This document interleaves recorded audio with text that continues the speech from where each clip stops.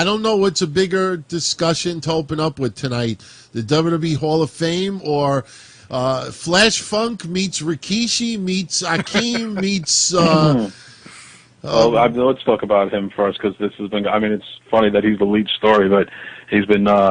We've been waiting for him to re-debut. It's not called debut, re-debut, repackaged debut, and everyone thought he was coming out as a killer and a bulldozer and a Umaga type, and he comes back as Flash Funk, 100 pounds heavier.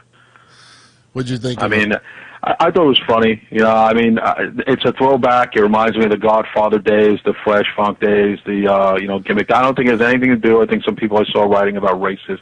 Come on, let's not be silly. Nothing That's racist not true. about I don't think it. it has anything to do with mocking a African American or anything like that. They just didn't know what to do with them, and they figured.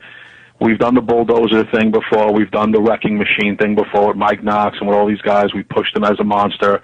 Let's go with silliness. Let's go with PN News. You know what I mean? Yeah. That's everybody remembers PN News from back in the day. It wasn't a success, but at least the crowd got behind them.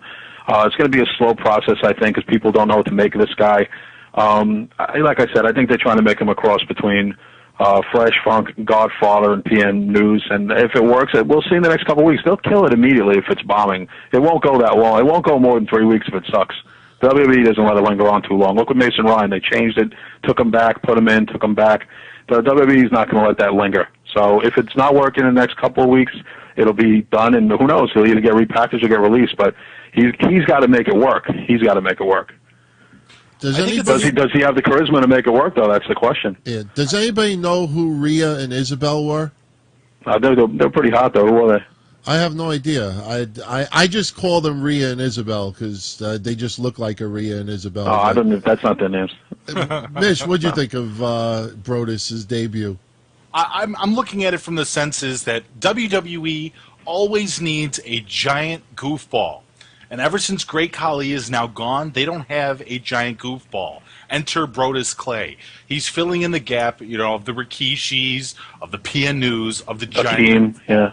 Right, and that's exactly what it is. Since they don't have anybody that's giant and silly at the moment, because Mark Henry's not playing that role, and obviously Big Show's kind of in this serious transition mode with Daniel Bryan, they're leaving it up to Brodus Clay, and I hope it works for him, Yeah. I enjoyed it. I tell you, when he first came out, I was like, when I actually first thought something was up, when they had the logo of his name on the door, and if you looked at the logo, it looked like I don't want to say Flintstones fonts, but it looked like cartoonish. Mm-hmm. When it said Brodus Clay, and it just didn't seem something just looked cartoonish about it. And then when he came out with the Flash Funk thing, I was like, what the fuck is this? And then, I started thinking about it. I was like, you know what? I didn't put it this way.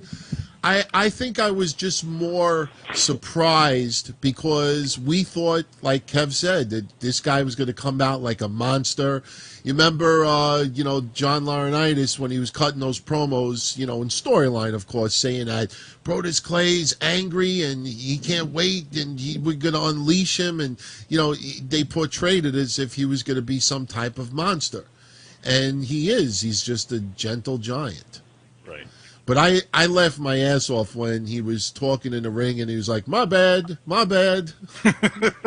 That's what I mean. It'll get a few weeks to catch on, and if not, they'll kill it. They'll kill it. But yeah. I think it might catch on. It's up to him. Didn't he work with like Snoop Dogg and a bunch of people in the rap industry and stuff like that? Who knows? I think he was a bodyguard or something like that, wasn't he? Isn't that his background? Much like Tomko, he was a bodyguard for bands, wasn't he like that? Correct me if I'm wrong. Isn't that his background? I have no idea. I think someone in the chat room knows. Brodus Clay, I think he did. He bodyguard for Snoop Dogg or someone like that. Or he's in the rap industry as like a kind of a bodyguard or just a behind the scenes guy. But yeah, I mean like I said, Kamala really in the beginning was such a silly character, and that was a feared character. Excuse me, then became a silly character. Yes. It depends. Like, and this guy can always transition. He can turn rule breaker one day or a bad guy. But for now, they need, like I said, they need a goofball. They need, R-Truth isn't exactly doing the kid-friendly thing anymore. He's acting like a psycho. R-Truth is, we got to talk about him too. I don't know exactly what's going on with him. The reactions from the crowd are a little weird. But it was an interesting Raw tonight. It was a time of, I think, transition. seeing who's getting pushed, who's getting de-pushed, and probably you can see the landscape for what's going to be the case like after the Royal Rumble up